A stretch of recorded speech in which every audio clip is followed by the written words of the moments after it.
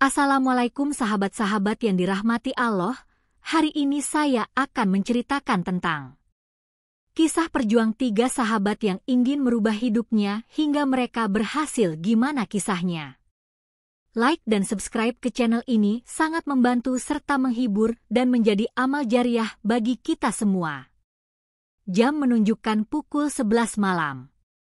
Di sebuah gang sempit di pinggiran kota Jakarta, suara gerimis membasahi atap seng dan genting tua yang berderi tertiup angin.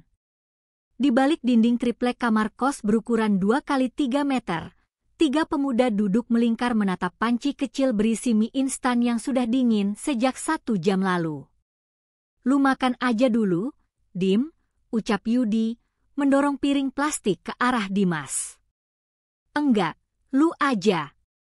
Gue udah makan roti kemarin sore," jawab Dimas setengah bercanda. "Roti semalam? Lu kira itu cukup?" Firman ikut menyahut, suaranya serak. Mereka terdiam. Lapar, capek, dan frustrasi.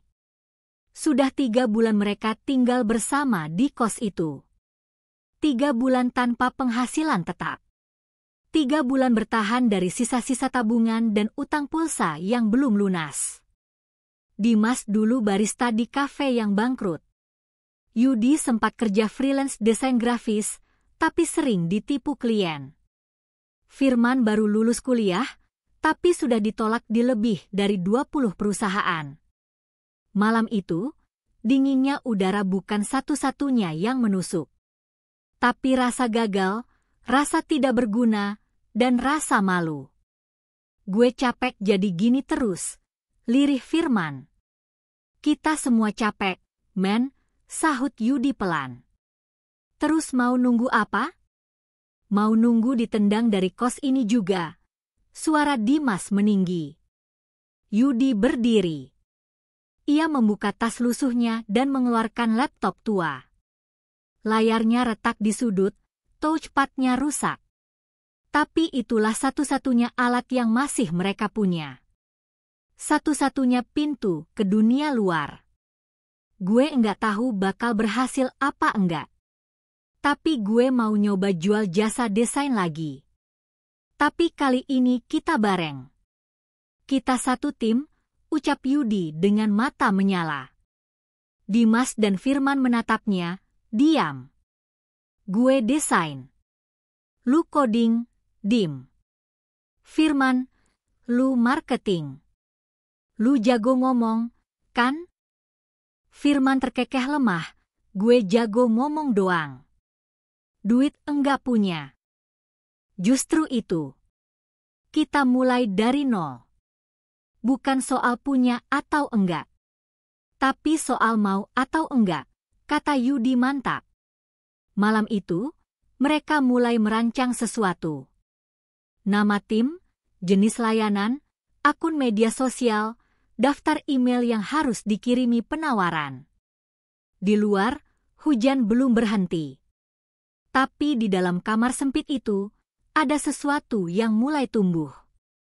Api kecil. Harapan. Namun mereka belum tahu bahwa langkah pertama ini akan membawa mereka melewati badai yang jauh lebih besar dari sekadar rasa lapar.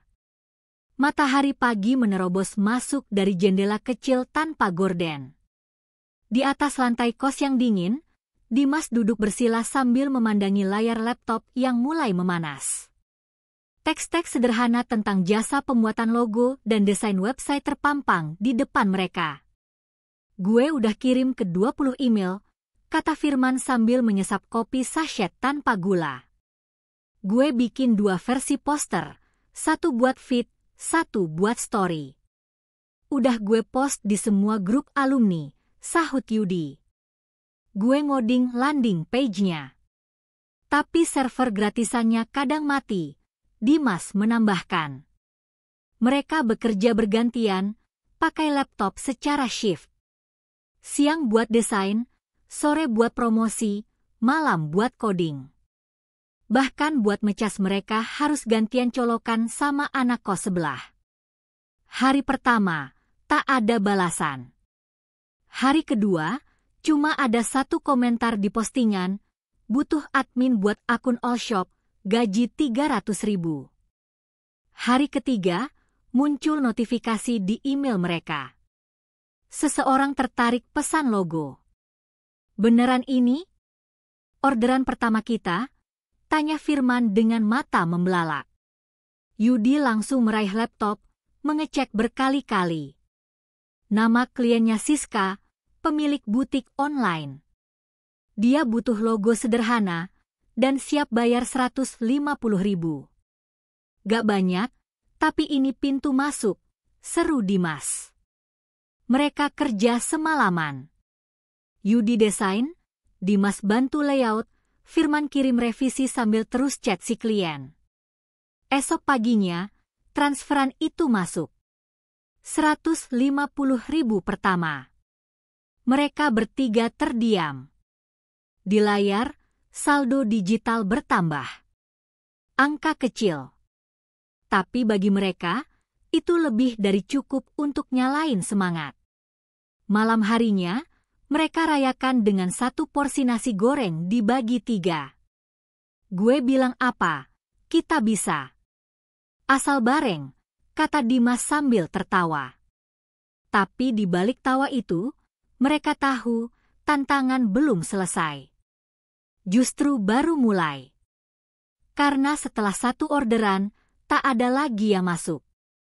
3 hari. 5 hari. Seminggu. Postingan mereka mulai sepi. Email yang mereka kirim dibalas dengan spam. Dan di saat mereka mulai ragu, muncul satu panggilan video. Dari seseorang tak dikenal. Selamat malam, saya Sony dari Bright Digital. Saya tertarik sama desain kalian. Bisa kita ngobrol sebentar? Satu kalimat itu mengubah segalanya. Dimas segera mengambil alih laptop, wajahnya tegang. Firman dan Yudi berdiri di belakangnya, sama-sama menatap layar yang menampilkan seorang pria berkemeja putih dengan latar belakang kantor modern. Perkenalkan, saya Sony, co-founder Bright Digital. Saya lihat desain kalian dari akun alumni kampus, ucap pria itu ramah. Terus terang, desain kalian belum sekelas profesional. Tapi gue suka semangat dan pendekatannya. Gue butuh tim buat proyek website promo produk otomotif. Tertarik. Ketiganya saling pandang. Tak percaya. Baru seminggu mereka mulai. Belum punya portofolio mentereng. Tapi sekarang, ada perusahaan yang melirik? Boleh kami tahu rinciannya, Pak? Tanya Yudi hati-hati. Panggil aja Mas Sony. Proyek ini jalan 2 bulan. Budget 15 juta. Kalian pegang desain, web, dan konten. Kalau hasilnya oke, kita lanjut. Tapi kerja remote ya. Kalian sanggup? Mereka hampir tak bisa berkata-kata. Dimas mencubit lengan sendiri. Firman melirik saldo rekening yang belum sampai 50.000. Yudi terdiam, lalu angguk pelan. Sanggup, Mas. Malam itu mereka mulai diskusi panjang. Deadline, sistem kerja, kebutuhan teknis. Sony tak banyak bicara soal perusahaannya, tapi cukup meyakinkan. Ia bahkan transfer uang muka sebesar 5 juta ke rekening mereka. Begitu notifikasi masuk, mereka bertiga menatap layar dengan tatapan kosong. Uang sebanyak itu, pertama kali dalam hidup mereka. 5 juta, men, gumam Firman. Bukan mimpi, kan? Sahut Yudi. Tapi Dimas tetap diam. Ada rasa tak tenang di dadanya. Ia merasa semua ini terlalu cepat. Terlalu mudah. Besoknya mereka mulai kerja. Dimas coding siang malam. Yudi mendesain sampai matanya merah. Firman bolak-balik teleponin orang kantor Sony buat minta bahan. Tapi makin lama, makin banyak hal aneh. Sony susah dihubungi. Proyek berubah-ubah. Dan ketika mereka minta kontrak kerja resmi, tak ada jawaban. Lu rasa ini scam? Tanya Dimas lirih. Gue gak tahu, sahut Yudi, tapi kalau iya, kita bisa ambruk. Firman hanya menatap layar kosong. Jemarinya berhenti mengetik. Kalau ini jebakan, habis kita. Tapi mereka belum tahu. Apa yang menunggu mereka di ujung proyek ini bukan sekadar pengkhianatan, tapi ujian yang bisa memecah persahabatan mereka. Hujan deras mengguyur atap kos. Angin malam menusuk masuk lewat celah triplek yang mulai lapuk. Tapi ketegangan di dalam ruangan jauh lebih dingin dari udara luar. Dimas menggebrak meja kecil di tengah kos. Gue udah bilang dari awal, ini mencurigakan. Tapi kalian maksa lanjut. Gak usah emosi, Dim. Kita semua udah kerja keras di sini, balas Firman dengan nada tinggi. Justru itu. Kita kerja mati-matian buat proyek yang gak jelas. Sony hilang. Brief berubah-ubah. Gak ada kontrak. Ini semua konyol. Yudi berusaha menengahi. Udah cukup. Kita selesain dulu aja. Kirim finalnya, baru tarik diri. Jangan tambah ribut di tengah jalan. Tapi keretakan sudah mulai muncul. Dimas mulai mengerjakan bagiannya sendiri, tanpa komunikasi. Firman jadi sering keluar malam, katanya nyari klien baru. Sementara Yudi terjebak di tengah, berusaha jaga agar tim gak benar-benar pecah. Beberapa hari kemudian, mereka putuskan mengirim hasil akhir proyek ke Sony. Tapi balasan yang datang mengejutkan. Mohon maaf, kami memutuskan tidak melanjutkan kerjasama. Hasil kalian tidak sesuai ekspektasi. Sisa pembayaran dibatalkan. Satu pesan itu menghantam keras. 5 juta yang sudah masuk harus mereka kembalikan. Tapi uangnya sudah habis untuk beli alat, upgrade laptop, dan bayar sewa kos. Gue gak mau bayar balik. Dia yang nutup sepihak. Dimas menolak mentah-mentah.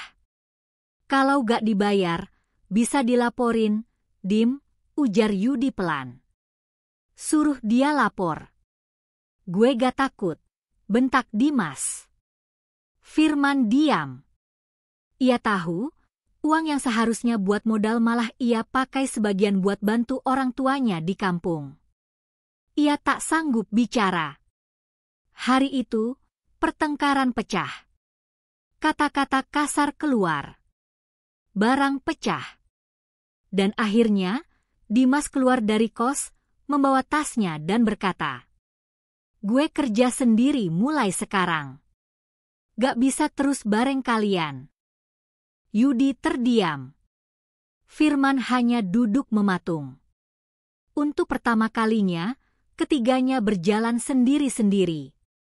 Dan malam itu, kos kecil yang dulu penuh tawa, berubah jadi ruang sunyi tanpa harapan. Hari-hari berikutnya terasa lambat. Kos itu kini hanya dihuni 2 orang. Yudi sibuk melamar kerja freelance dari satu website ke website lain, sementara Firman lebih sering di luar, katanya bantu-bantu toko printing kenalan ayahnya. Dimas tak pernah kembali. Ia keluar grup chat, hapus semua jejak, bahkan unfollow akun media sosial mereka. Di bio Instagramnya tertulis singkat, freelance web developer. Work solo.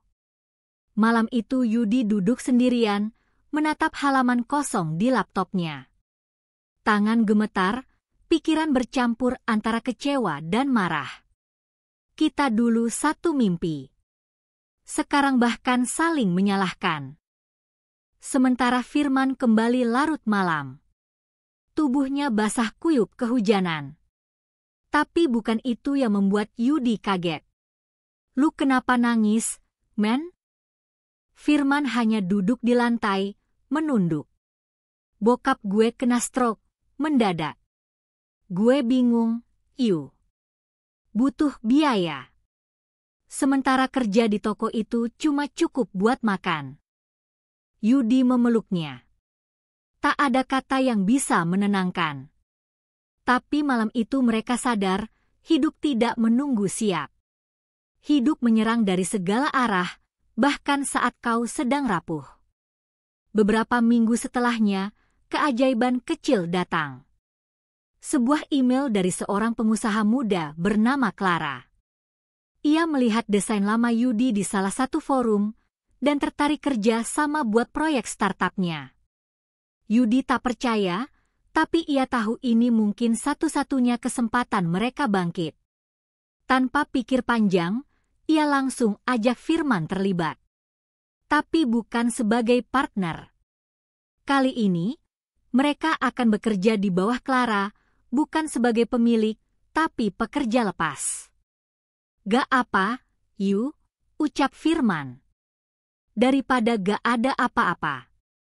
Kita mulai lagi dari bawah." Clara mengundang mereka ke kafe di tengah kota. Tempatnya mewah, beda dunia dari kehidupan mereka selama ini. Tapi lebih mengejutkan lagi, saat mereka masuk, seorang pria bertubuh kurus dengan jaket lusuh sudah duduk di sudut ruangan. Dimas. Ia duduk sendiri, wajahnya tirus. Ada bekas luka kecil di pelipis kanan. Tapi matanya menatap mereka dengan rasa bersalah yang jelas. "Aku yang rekomendasikan nama kalian ke Clara," ucapnya pelan. "Karena kalian tetap sahabat gue, walau gue pernah ninggalin kalian." Yudi terdiam. Firman menghela napas panjang. Luka itu belum sembuh. Tapi satu kalimat dari Dimas malam itu membuat mereka berpikir ulang tentang arti semua yang sudah mereka lewati. Clara tersenyum.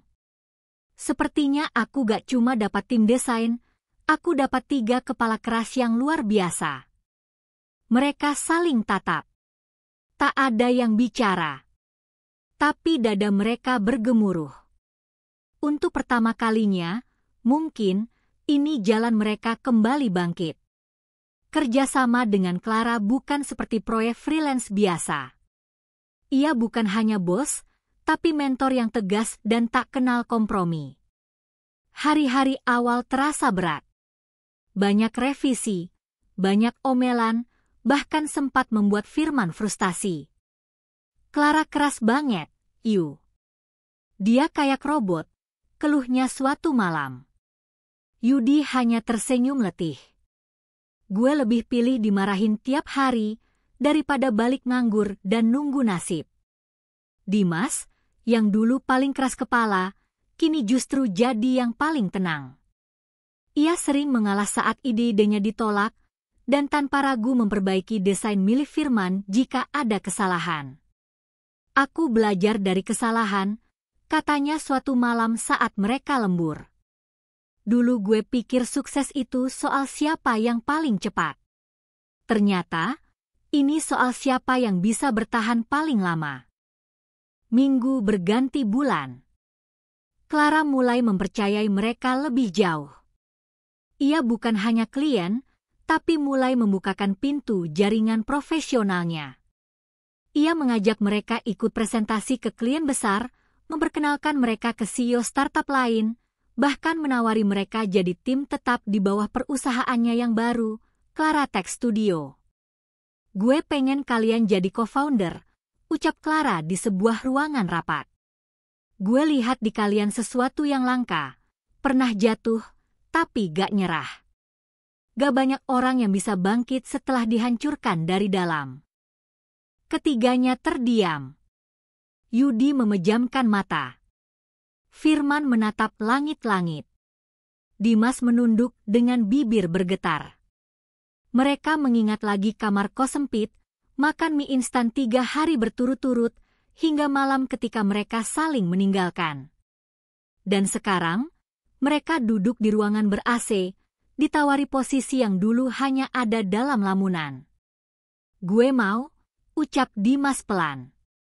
"Gue juga," sambung Firman. Yudi mengangguk.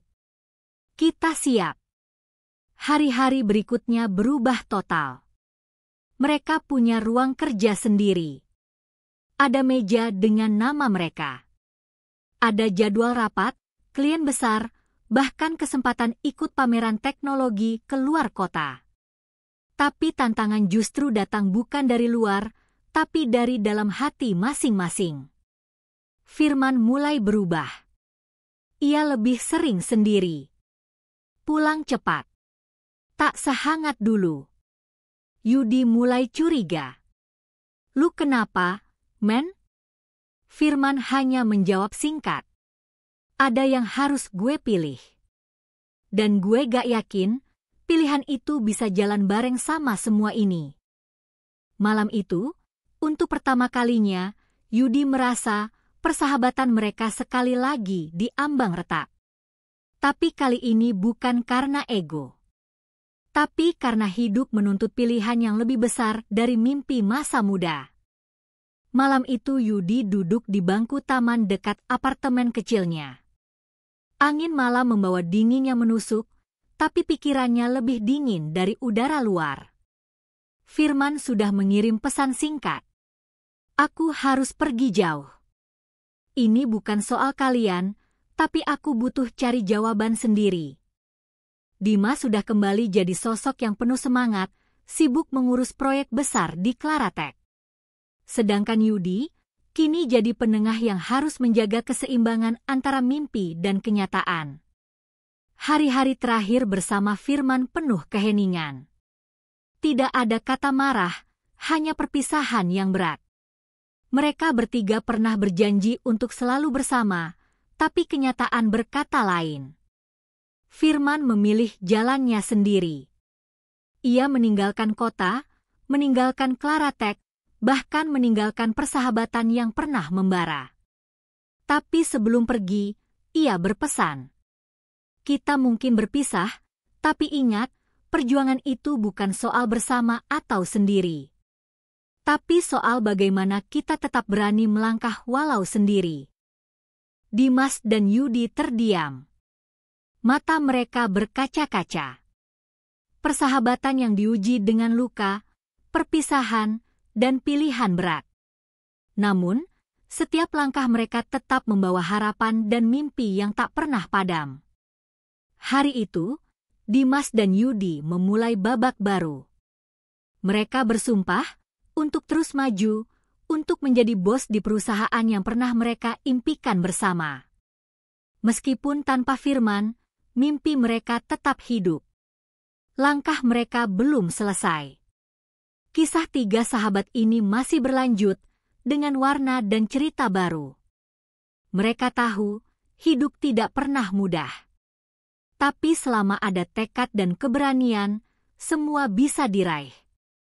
Setelah kepergian Firman, suasana di Claratech berubah. Dimas dan Yudi bekerja lebih keras, bukan hanya untuk diri sendiri, tapi juga untuk kenangan persahabatan yang pernah mereka rajut. Mereka mulai mengembangkan produk baru dengan semangat membara.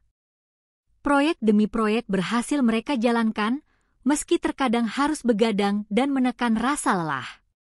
Suatu hari, Clara mengundang mereka ke sebuah konferensi startup nasional. Di sana, mereka bertemu banyak tokoh inspiratif dan mendapatkan kesempatan memperkenalkan Claratech kepada dunia. Di panggung utama, Dimas berdiri dengan yakin. Ia memegang mikrofon, suara bergetar tapi penuh semangat. "Kami datang dari titik terendah. Dari pengangguran, hingga hari ini berdiri di sini. Ini bukan sekadar kisah sukses. Ini adalah bukti bahwa tekad dan persahabatan mampu mengubah nasib." Sorak-sorai penonton membahana. Yudi yang berdiri di belakang panggung tersenyum bangga. Malam itu, mereka sadar satu hal penting. mimpi bukan hanya milik diri sendiri. Mimpi adalah tanggung jawab. Tanggung jawab untuk terus berjuang, tak peduli seberapa berat jalan yang harus dilalui. Persahabatan yang diuji dengan luka dan perpisahan kini berubah menjadi kekuatan tak terhingga. Dan di sanubari mereka, ada satu janji yang tak pernah pudar. Tak akan berhenti sampai semua mimpi jadi nyata. Kesuksesan yang mulai diraih Dimas dan Yudi membawa mereka ke tantangan yang lebih besar. Claratech kini jadi sorotan, banyak pesaingnya mencoba menjegal langkah mereka. Satu hari, sebuah kabar buruk datang. Investor utama menarik dukungan karena isu internal yang tiba-tiba muncul. Ini bisa membuat kita bangkrut, kata Clara dengan nada panik. Dimas dan Yudi tahu, mereka harus mengambil keputusan sulit. Mereka harus mempertaruhkan seluruh modal dan reputasi untuk mempertahankan perusahaan. Malam-malam tanpa tidur dan diskusi panjang menjadi rutinitas baru. Tekanan datang dari semua sisi. Media mulai menyorot sisi gelap startup mereka. Rumor buruk bertebaran, dan pelanggan mulai ragu. Dalam situasi itu, mereka menemukan kekuatan dari akar persahabatan lama. Mereka saling menguatkan, tidak membiarkan ego menguasai hati. Bahkan ketika Yudi hampir menyerah, Dimas selalu ada untuk mengingatkan tujuan mereka. Ini bukan cuma soal bisnis, Yu. Ini soal mimpi kita yang harus tetap hidup. Langkah demi langkah mereka jalani. Berjuang tanpa kenal lelah. Mereka sadar, ini adalah ujian terbesar yang pernah mereka hadapi. Di tengah tekanan dan badai masalah, Dimas dan Yudi tidak menyerah. Mereka mulai membuka diri kepada pelanggan lama dan komunitas startup. Mereka mengadakan acara kecil-kecilan untuk memperbaiki citra dan membangun kepercayaan kembali. Langkah mereka pelan tapi pasti mulai menunjukkan hasil. Investor baru muncul, tertarik dengan keteguhan dan transparansi yang mereka tunjukkan. Claratech mulai bangkit kembali dari keterpurukan. Pada akhirnya, mereka berhasil mendapatkan kontrak besar yang menjadi kunci kesuksesan perusahaan. Semua kerja keras, pengorbanan, dan persahabatan yang diuji membawa mereka pada puncak yang selama ini mereka impikan. Di acara penghargaan startup terbaik, Dimas dan Yudi berdiri bersama Clara di atas panggung. Mereka bukan hanya bos, tapi simbol harapan bagi banyak orang yang pernah jatuh dan bangkit kembali. Mereka membuktikan, dari pengangguran hingga menjadi bos perusahaan terkenal, semua bisa diraih dengan perjuangan tanpa henti dan persahabatan yang tulus. Waktu terus berjalan, Claratech tumbuh pesat menjadi perusahaan teknologi ternama. Dimas dan Yudi tidak pernah lupa dari mana mereka berasal dan siapa yang pernah mendukung mereka. Mereka mulai membuka program pelatihan bagi para pemuda pengangguran, memberikan kesempatan yang dulu sulit mereka dapatkan. Program itu menjadi wadah bagi banyak anak muda untuk belajar dan berjuang mengubah nasib. Meskipun Firman telah memilih jalan sendiri, persahabatan mereka tetap hidup dalam hati masing-masing. Setiap kali mereka bertemu, kenangan lama kembali menguatkan. Di balik kesuksesan yang mereka raih, ada satu pesan yang selalu mereka ingat dan sebarkan. Jangan pernah takut jatuh, karena di setiap jatuh, ada kekuatan untuk bangkit lebih tinggi. Dimas, Yudi, dan Firman, tiga sahabat yang dulu berjuang bersama dari titik terendah, kini menjadi inspirasi banyak orang. Mereka membuktikan, mimpi besar lahir dari tekad dan persahabatan sejati. Kesuksesan bukanlah akhir dari segalanya. Justru, bagi Dimas, Yudi, dan Clara, itu adalah awal dari perjalanan baru yang penuh tantangan dan peluang.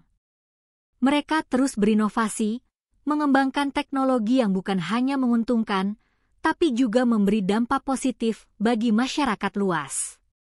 Setiap proyek baru adalah cerita perjuangan baru, dan setiap kemenangan adalah hasil dari kerja keras dan ketulusan hati. Yudi yang dulu pemalu kini menjadi pembicara di berbagai seminar, membagikan kisah mereka. Dimas yang awalnya keras kepala kini belajar menjadi pemimpin yang bijaksana dan penuh empati. Firman, meski tidak lagi di dekat mereka, tetap menjadi bagian penting dari perjalanan itu dalam bentuk kenangan dan inspirasi. Mereka tahu, perjalanan hidup tak pernah berujung. Selalu ada langkah berikutnya, mimpi berikutnya, dan tantangan yang harus dihadapi dengan kepala tegak. Persahabatan mereka tetap jadi pondasi kuat yang mengikat semua itu. Karena sejatinya, di balik setiap mimpi besar, ada teman sejati yang selalu siap mendukung, bahkan di saat tersulit sekalipun. Sudah selesai Samapi, jumpa di video berikutnya.